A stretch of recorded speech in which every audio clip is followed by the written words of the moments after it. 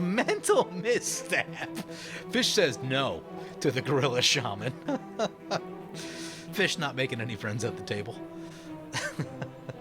Today on Commander Replay, we check out this Mr. Orfeo Ball Lightning deck and see if we can trample over our opponents with a bunch of elementals. Next on Commander Replay. Hey guys, there's two great ways to support the channel. All links are in the description below.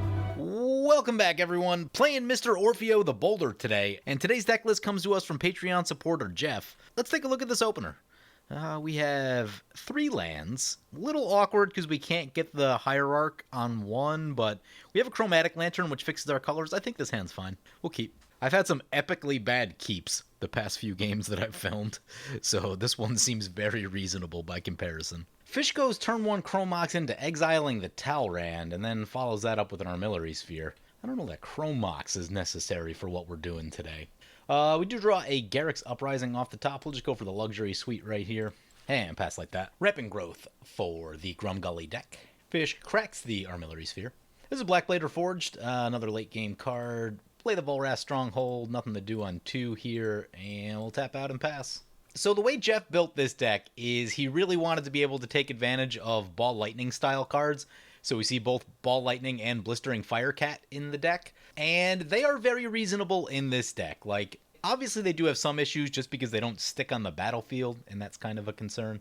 But they do get huge, and they can hit for a lot of damage. Anyway, makes the deck kind of fun. It can be a little bit explosive, at least in the later turns, where nothing's really in play, and then, you know, a Ball Lightning comes down, you double it, maybe you throw some Double Strike on it, and you're potentially talking about, like, one-hitting someone out of the game. But yeah, it's a cool little deck. We've seen it in a few videos on the channel already. Grumgully into play for Asgard. That's a Blinkmoth Urn. That'll be helpful for us to get, once we get the Chromatic Lantern, next turn, so it won't do much this turn, but there's an Hour of Promise that's more ramp. We can find some colored mana, which probably gonna need. Play the Chromatic Lantern, play the Ignoble Hierarch, and we have ramped. Fish is gonna be on Lorthos mana, like, pretty soon, which I don't love. In fact, like, probably this turn. Burnished Heart. Let's see what we got for interesting lands in the deck. Here's a look at the deck list. I have the ramp and card draw separated out. He said he had been having some trouble with the card draw, so I added one card. I added this Garruk Primal Hunter. Got rid of a, what's that thing? Nova Chaser. It's a elemental. It's a 10-2. I'm not sure if there's enough elementals in the deck to really make that thing work, so. And I get what it's in there. It's in there to, like, preserve your Blistering Firecats and Ball Lightnings and stuff, but I don't think this deck is set up well enough for that. Lorthos into play. Yep. Who's got removal? Turn 4 Lorthos. Brings it back to our turn. There's a Homeward Path. We get 1 mana off the Blinkmoth Urn. Play the Homeward Path. Play Hour of Promise. Definitely going to get our other colors of mana. We have a red-black, so definitely some green. This thing seems like a good idea. That's a tri-land. Castle Wolfrun also seems like a good idea. Doesn't make colored mana, though, so will be a little risky. Sort of a question of whether that Chromatic Lantern's going to stay in play or not. We'll chance it. We'll go for the Kessig Wolfrun. 2 mana left. We can cast the Blackblade with that. Might as well do it. Gilded Lotus. Cracks the Burnished Heart. Let's take a read of our commander. We're piloting Mr. Orfeo the Boulder. 4 mana for a 2/4. Whenever you attack, double target creature's power until end of turn. So yeah, you know, lopsided creatures do make a lot of sense with this commander. They get really big.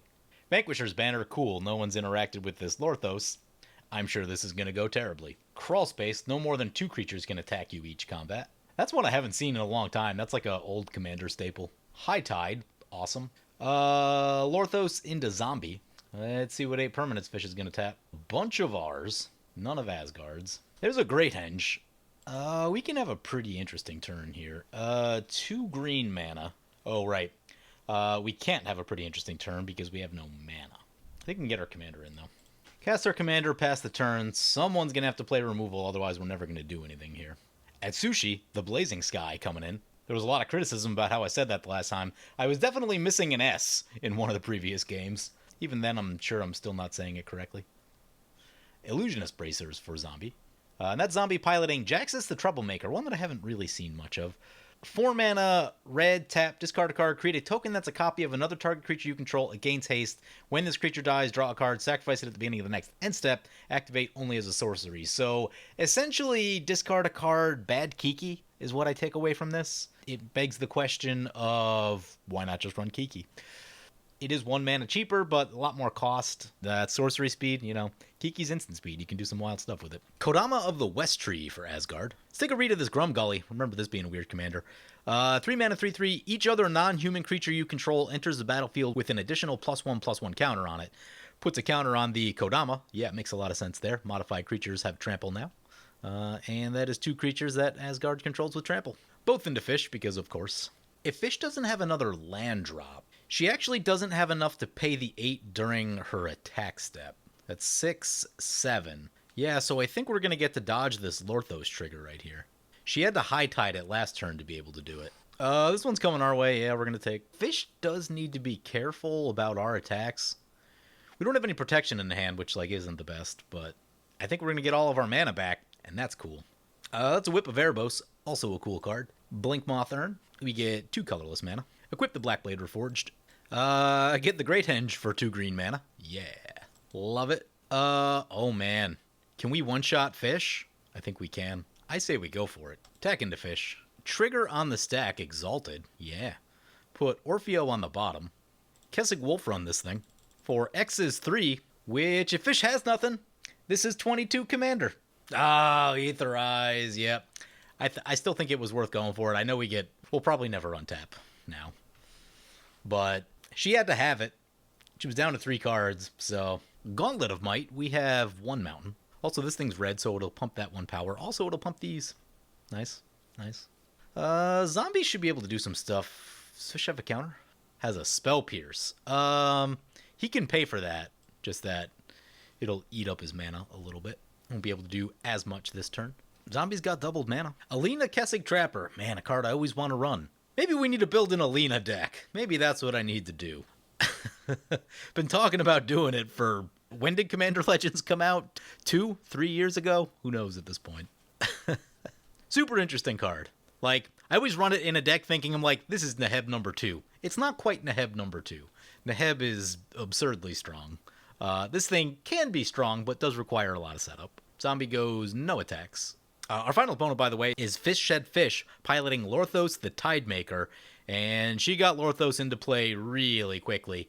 I played Lorthos on the channel a while back, had a blast with it, but the build I went for was much slower. It was more of I'm going to wipe the board a couple times, just try to ramp for a while, and then drop Lorthos in much later in the game. I think I got 4 Lorthos triggers in that game, which is that's a lot more than I was expecting to get. Really, I was expecting to get 1 or 2, and then I expected everyone to either just die or concede or something like that. And it was a pretty cool game. You should check that one out. I'll try to link it if I remember. Adaptive Automaton.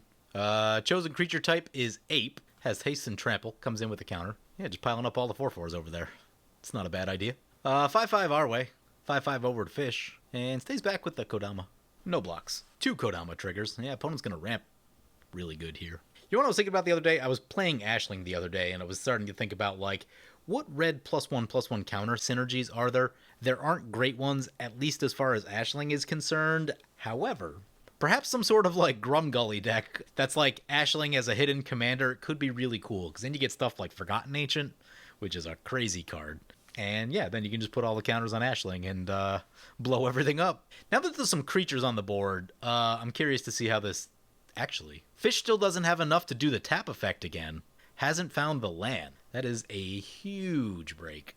Opponents are all low on cards, 2 cards each, which is good. Actually, this is a great time to talk about this. So with opponents being low on cards, one thing to note is that fish played a Chrome Mox. Chrome Mox is not the best card if your follow-up play is not card draw.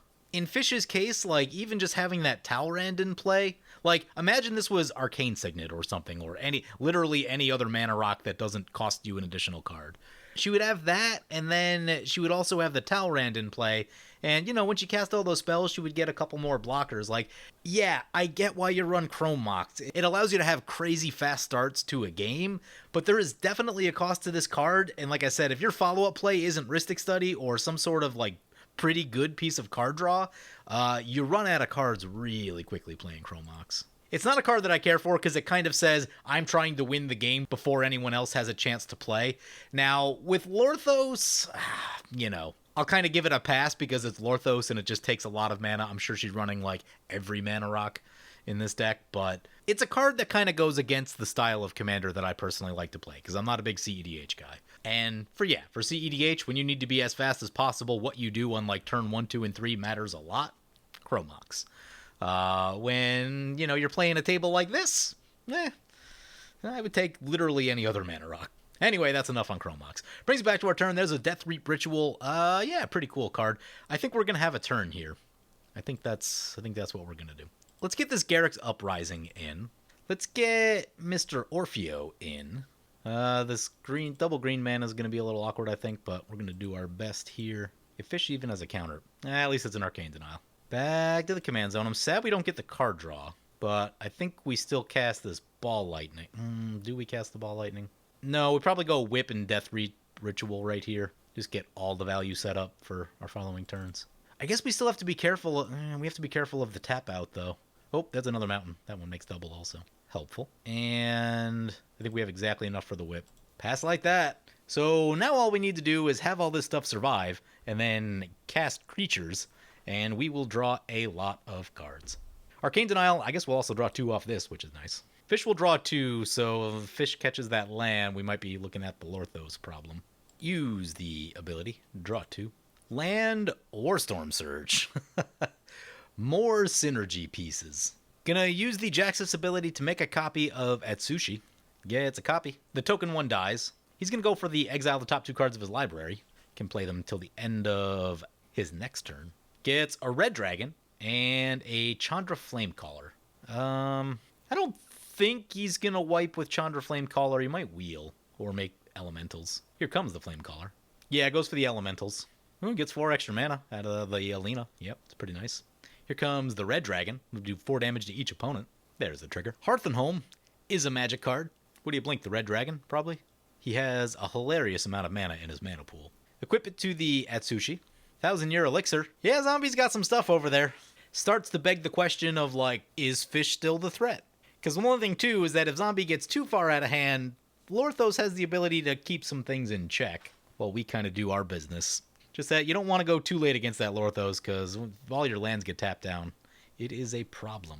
Equips the Illusionist Bracers to the Jaxis, uses 1,000-year elixir to untap the Jaxis. What are we copying? You probably copy the red dragon. That's probably what you do. Oh, doesn't have a card. He spent all of his cards.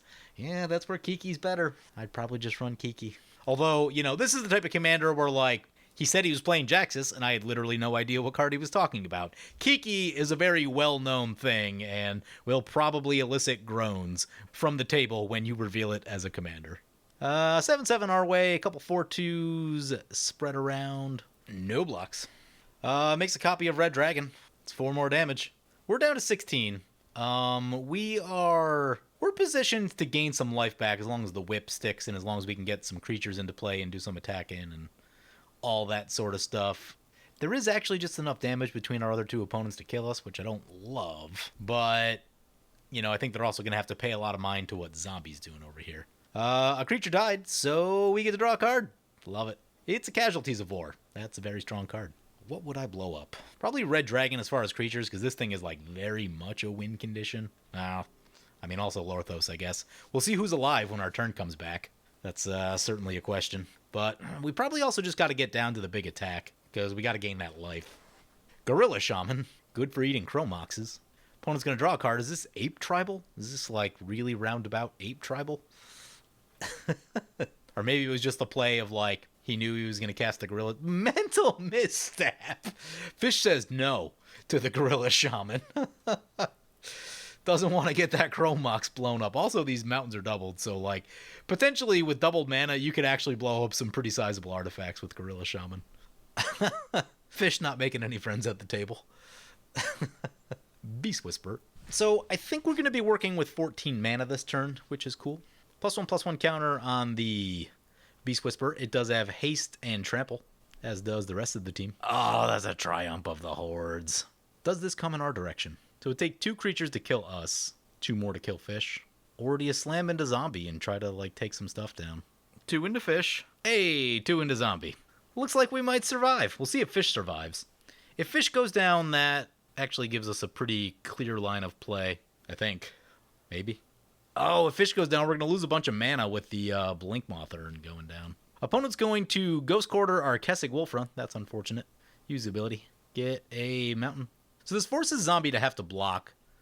Alina's tapped. And this will get, in theory, probably gets the Red Dragon out of play. Maybe he gives up the commander. Not sure. Yeah, he's going to block with the Red Dragon. That's great news for us. It's 4 Kodama triggers. Fish goes down to infect damage. Zombie goes to 7 infect damage.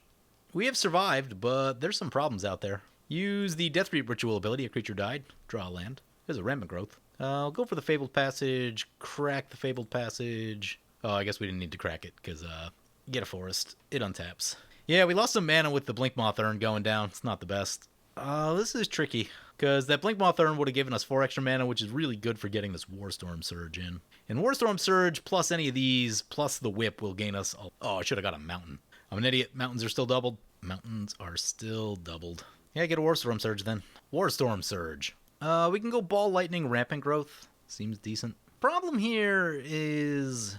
we could also go Casualties of War. So, Planeswalker. Probably Artifact. I think the life gain's important.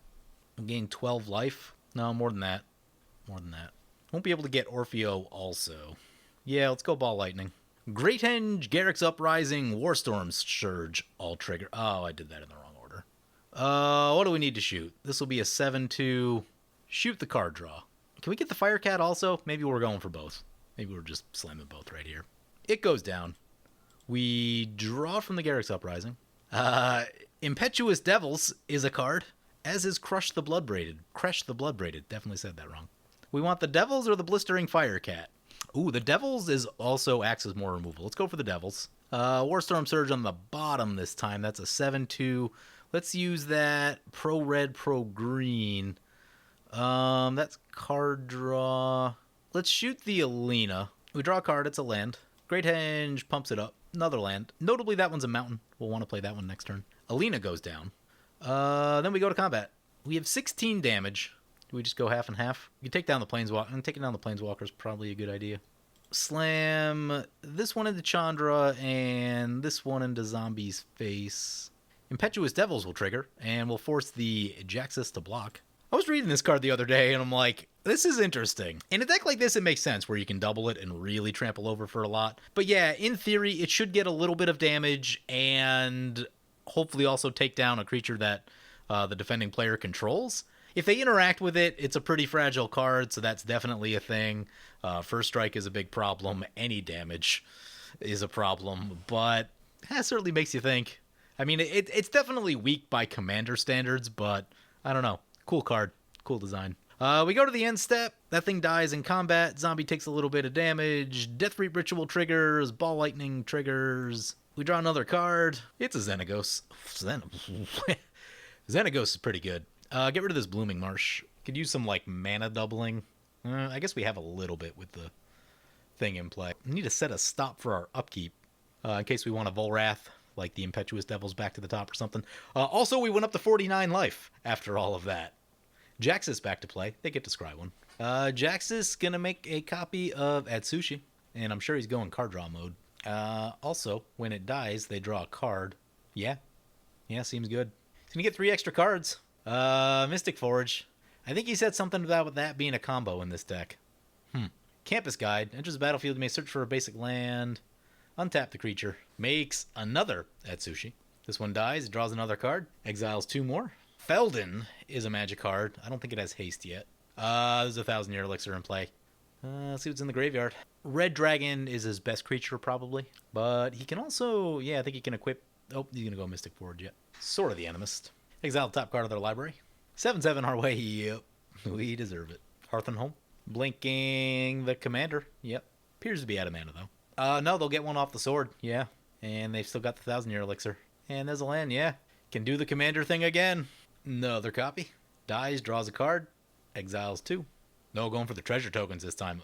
That makes me nervous. That makes me really nervous. Thaumatic Compass is a giant headache for us. That's not good at all. I mean, I guess we're going to have to get there with Warstorm Surge, probably. Yep, it's all a thing. Feldon ability. Getting the Red Dragon, it's back. 4 more damage. Whole bunch of things trigger. Thaumatic Compass is going to flip all the sacrifice triggers, and we'll draw a card with Death Reap Ritual. Really just need like a burst mana card in this moment. If we could cough all this stuff into play, I don't know, it wouldn't just win us the game, but like we'd also draw more cards and do all that, so. Ha ha! That's a Red Achroma. Red Achroma does not have haste, sadly, and that drives me crazy. Curious to see what Asgard wants to do with their creatures this turn. They've got pretty open attacks into both of us. Moves a counter. All our way. Yeah. Yeah. We have so many support enchantments in play. This is pretty awesome. This is like a pretty wild board state. Whenever we cast creatures, a lot of things happen. Kind of reminds me of my Allies deck a little bit. That deck has like 10 enchantments in it, which is like way more than an aggro deck typically has. And it's because you kind of need them to be able to support allies as a tribe. I think the same sort of thing is going with Ball Lightnings here. They just need a lot of help. Yeah, opponent's got like all the mana in the world and no card draw. It's a good thing we shot the Beast Whisperer. All right, starting our turn. Are we gonna Volrath right here? I think we can wait. Let's see what we draw naturally. Unnatural growth, you say? Oh man, we have choices. We have a lot of choices this turn. I'd like to get the Xenagos in. Let's play the Blood Crypt. That'll come in untapped. Pay the life. And that will make double. More so than killing our opponents, I think we need to destroy their important creatures, I think is where we want to be. Let's get Xenagos. More Storm Surge on the bottom. That's 6 damage. What are we doing with... No, that's 7 damage. Wait a second. It deals damage. This is red and green. That'll have protection from green. Yeah, we don't want to go... Don't want to do it that way. So I guess we kill... I think we need to stop the value. How many more creatures are we going to be able to cast this turn? 10 more mana. We can get 5 plus 9. We can cast those 2. Shoot Felden. That's interesting. So Warstorm Surge will let you target it. Whenever a creature enters the battlefield, the creature deals damage. Warstorm Surge allows you to target this, but the damage would be reduced to 0, which would be a problem. There's a Hunter's Insight. Card draw isn't our issue in the moment. Mana is our issue. Here's a possible play. We shoot all of zombie stuff and then just try to take Asgard out. And zombie might save him, but let's get the Kresh. Warstorm on the bottom. This is a 4/4. Let's shoot the Jaxis with that one. Draw more cards. There's a Cultivate. There's a Chandra's Ignition. That might be the way that we end this game. If we double twice, the problem is we're running out of mana. But we will also gain an absurd amount of life. Creature dies. Kresh gets bigger. That will help this equation. Unfortunately... Oh, wait. Oh, nope. We still have this thing. Okay. We're good. Use the ability. It's an 8/8. Go to combat. Leaving 1 floating. It's okay. Xenagos on the Kresh. 16/16, which is exactly enough to take down Asgard if we don't get Spires, which I imagine we will. There's an Exalted trigger. Fish said in the comments, lifelink is a hell of a drug. Yes, it is. I find a lot of games really do come down to, like, lifelink. Creatures are so powerful now that the 40 life that you start with can go away really quickly. Being able to get life back, pretty big deal. Especially in, like, large quantities. Yep, he's going to Spires to save him, which I think I would make that play, given the situation also. Lucky for us, we have the Chandra's Ignition. Backup plan. Cast the Chandra's Ignition. Targeting Kresh. This is going to be funny. And we got one last mana on the Ignoble Hierarch. Almost missed it. Rapid Vigor. Regenerate each creature you control. That's not a bad little card. Unfortunately, it won't help their life total at all. Asgard goes down. Kresh is going to get giant. Use the ability. Oh, nope, they left the game. Because they left the game, Kresh does not get giant. Makes me sad. We do get to draw a card, though. Use the ability. Groundbreaker. Nice.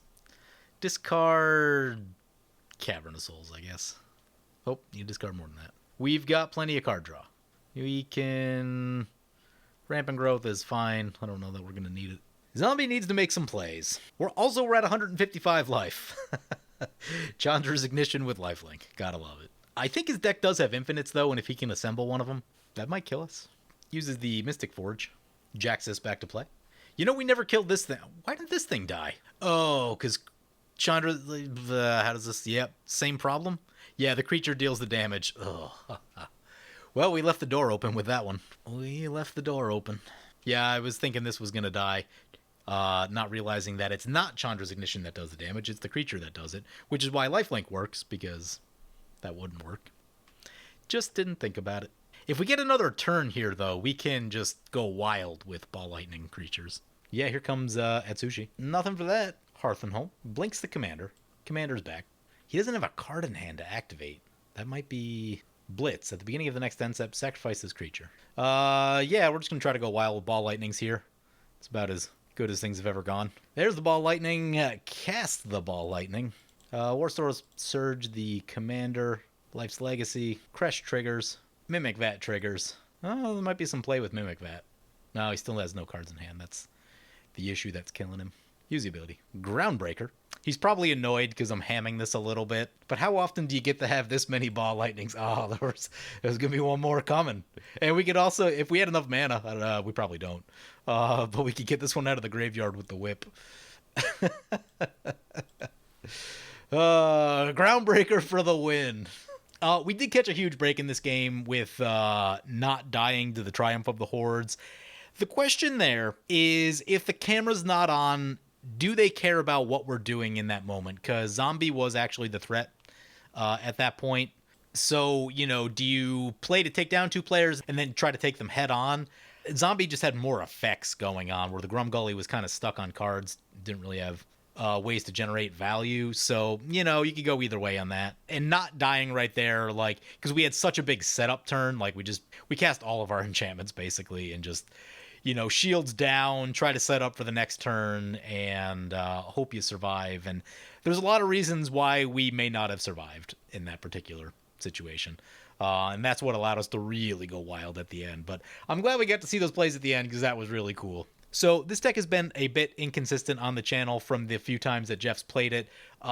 It is just going to be a tricky deck to make work. Because your creatures don't stay in play, that is a big concern. I don't know what card pool is out here for this. I'm sure there are less cards than I want in this category, but I'm thinking about ways to get these things back to your hand. I don't know exactly if this is the right way to go. Like, Erratic Portal is kind of the most well-known.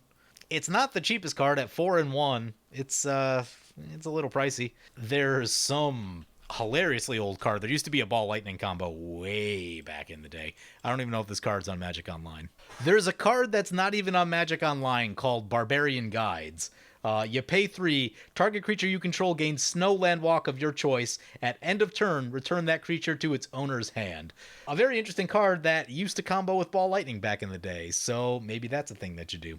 So yeah, I would love to find ways to like get your creatures back more. Volrath definitely works. The Whip is decent to kind of do the same thing. If you wanted to get really wild, you could try something like Wild Pair, but you really got to pay attention to what's in your deck if you're going to use that. And also, there's already a lot of enchantments in the deck, as we saw. Another card that's not in here that might be decent is Evolutionary Leap. Could be very good. So you sack your thing at the end step, and then you get another creature back. Not awful. Looking at it, too. Eldritch Evolution. Attack with a Ball Lightning, assuming it survives. It may or may not. But if it does, throw an Eldritch Evolution at it and get one of your 5-drops. But the one other thing with this deck is that this deck does not block particularly well. I would devote maybe like 2 or 3 cards to just being a little bit more defensive. Even just like a Fog. A Fog would go a long way. Fog, Thaumatic Compass, anything like that. Just give you some way to protect yourself a little bit. That's something that I would look into. But anyway, hope you guys enjoyed the video. As always, feel free to comment, like, or subscribe. Thank you for watching. I want to thank my awesome Patreon supporters. We have one new Patreon supporter in John Cope Flanagan. John, you are awesome. If you want to help support the channel and vote on which decks I play next, or if you want to get some good games of Spell Table, be sure to check out my Patreon at the link below.